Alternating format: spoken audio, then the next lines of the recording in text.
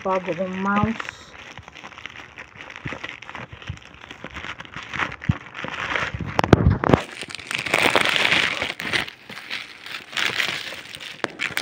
Ayan, Attack Shark. Bali pan China.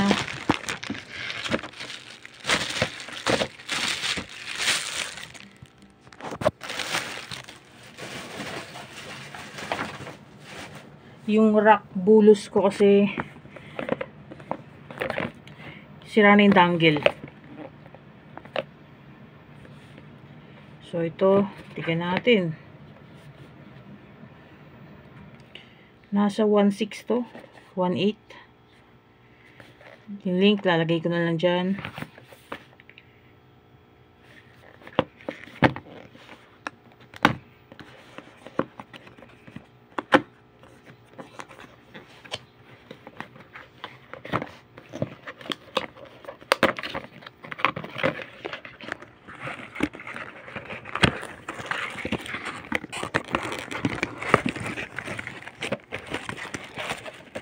Ayun. So yung charging station niya, meron siyang pandikit. Kaso medyo di maayos yung dikit dito. Nakita nyo ito. Ay, nakaangat. Pero okay lang. Ayun, nahulog na yung mouse. Yung binili ko, pula. At ayun, may grip. Yung skates, tingnan natin kung may skates na. May skates na. Ito na rin yung dangle niya. At yun lang yung pindutan niya. Konti. Ang gaan. Napakagaan. Mas magaan pa sa rack bulus ko. Tapos, pula din yung kable. Type C. Type C, pulang kable. Pareho sa rack bulus na may silicone tie. Tapos ang gusto ko dito, may grip. May grip na. So, pero, yan. Tapos may extra skates.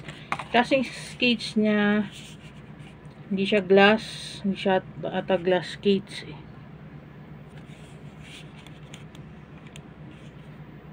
Pero napakagaan. Dangle. Hindi ko alam bakit meron ito. Fingerprint. Gana ba yan? Yan.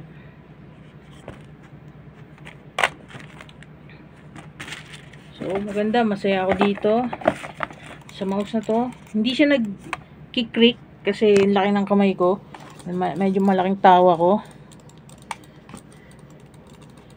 Lagpas 6 feet. Hindi siya nagkiklik sa akin.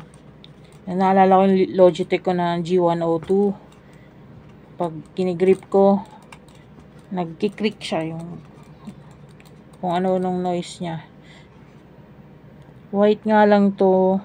Yan. Yung kanyang mouse wheel, white. Tapos tingnan natin. Ito nararamdaman ko pa yung mga ngipin niya. Ayan yung tunog niya. Ito medyo hindi maganda yung click.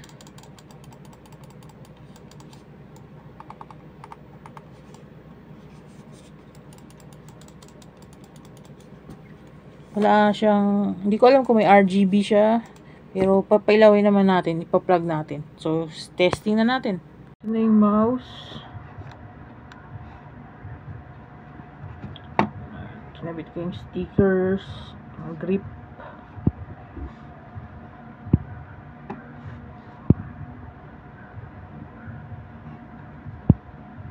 So, okay naman siya. Napakagaan niya lang.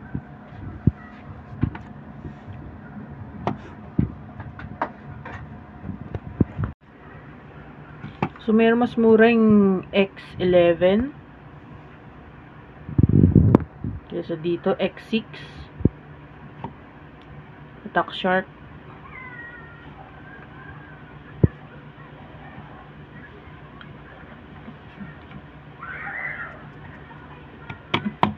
Tibay.